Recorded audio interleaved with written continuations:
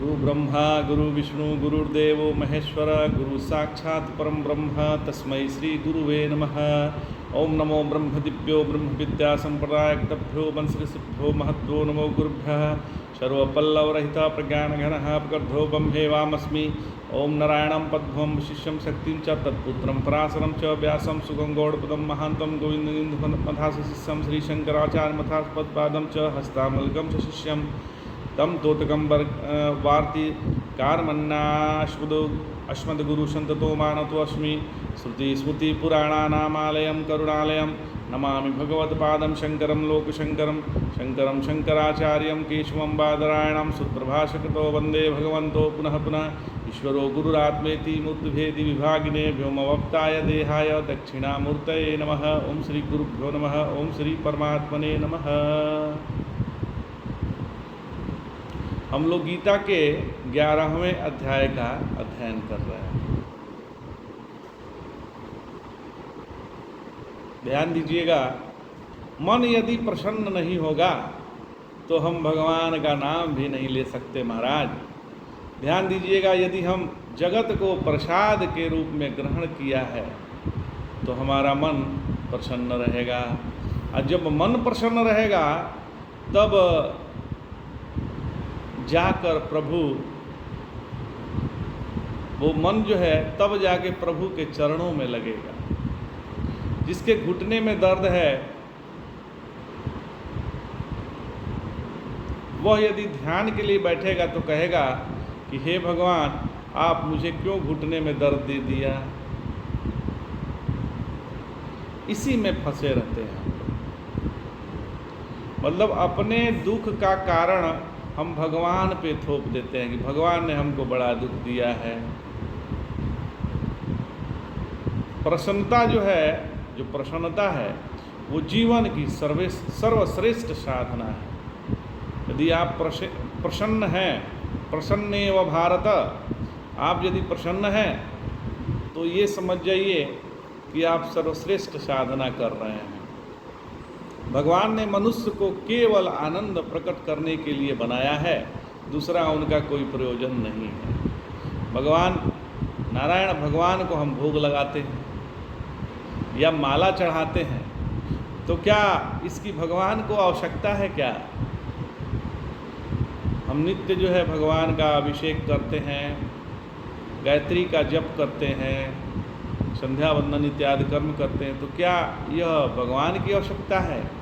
तो नहीं, यह हमारी आवश्यकता है।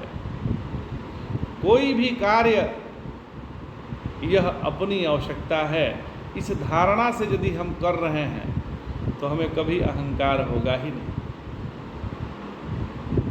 कोई भी कार्य करें ये धारणा से करें कि ये हमारी आवश्यकता है। यदि हमें लगा कि हम दूसरे की भला करने के लिए कुछ कर रहे हैं तो दूसरे की भला तो भगवान नहीं कर सके, हम क्या कर पाएंगे। योगिनः कर्म कुर्वन्ति संगम तत्वा आत्मशुद्धये। योगी जो कर्म करते हैं किस लिए करते हैं? केवल अपनी आत्म की शुद्धि के लिए, मन की शुद्धि के लिए, अंतःकरण की शुद्धि के लिए कर्म करते हैं। तो कर्म का प्रयोजन क्या है कि कर्म से अपना अंतःकरण शुद्ध हो। यदि आपके कोई कर्म से आपका अंतःकरण शुद्ध नहीं हो रहा है तो वो कर्म नहीं है।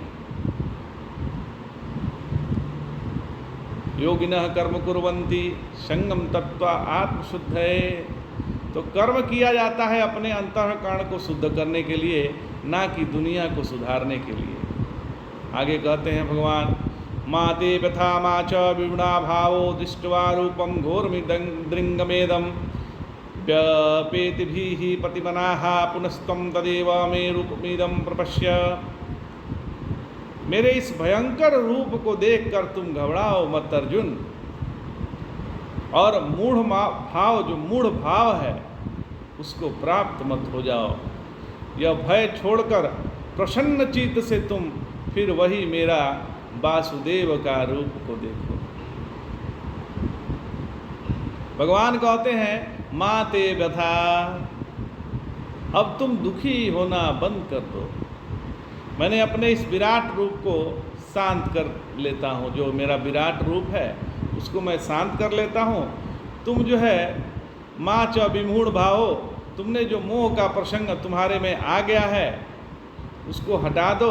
एक बार अर्जुन कह चुका है कि मेरा मोह नष्ट हो गया है, एक बार तो अर्जुन पिछले उसमें कह चुका है कि मेरा मोह नष्ट हो गया है।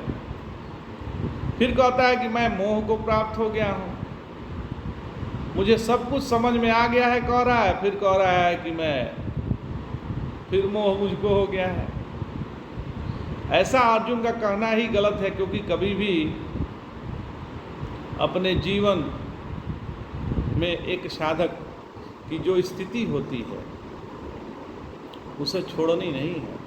यह बात हम अपने भगवान स्वामी रामकृष्ण परमहंस जी से सीखी है। क्या सीखी है? तो उन्होंने एक बात बहुत ही महत्व की कही है। उन्होंने कही है कि जीवन में कभी भी अपनी साधक की स्थिति से हमें हटना नहीं है। कभी भी गुरु मत बनाइएगा। वो हमेशा कहते थे कि कभी गुरु मत बनाना, क्षमा चाहते हैं, वो कहते थे कि कभी भी गुरु मत बनना।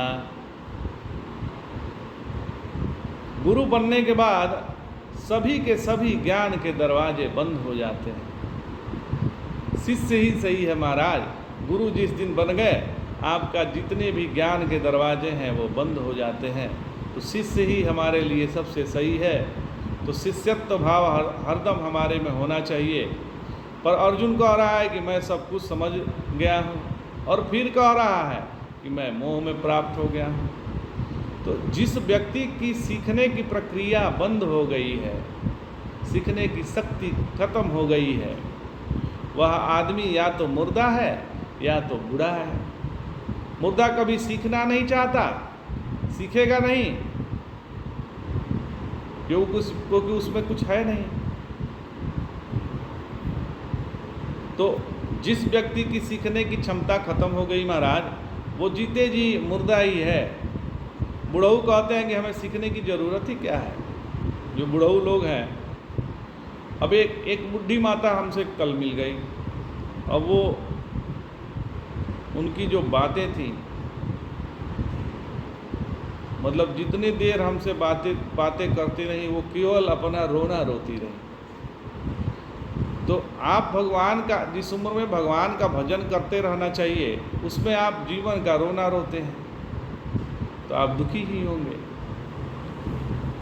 तो अब वो अर्जुन कह रहा है क्योंकि हमको सब कुछ मालूम हो गया है, फिर कह रहा है कि मोह में हो गया हूँ। तो हम यदि जवान हमें रहना है, जीवन भर रहना है, तो हमेशा कुछ न कुछ सीखते रहना पड़ेगा। भगवान कह रहे हैं कि तुम मोह का त्याग कर दो, तुम वही मेरा वासुदेव रूप को देखो। भगवान सबका कल्याण करते हैं महाराज, चाहे वो अच्छा हो चाहे वो बुरा हो, क्योंकि वो कभी सभी जो है उनका स्वरूप ही है। पूतना ने भगवान को अपना स्तनपान कराया जिसमें जहर था, पर भगवान ने उसका भी उद्धार कर दिया। हम अपने सपने को ध्यानपूर्वक समझें तो अपने सपने में भी अच्छे भी होते हैं, बुरे भी होते हैं।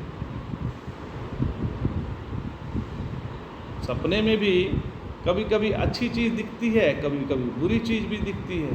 तो क्या अच्छा अच्छा ही अपना मन है और बुरा बुरा अपना मन नहीं है? इस प्रकार से यह संपूर्ण विश्व केवल और केवल परमात्मामय है। इसमें अच्छाई बुराई केवल औपाधिक है।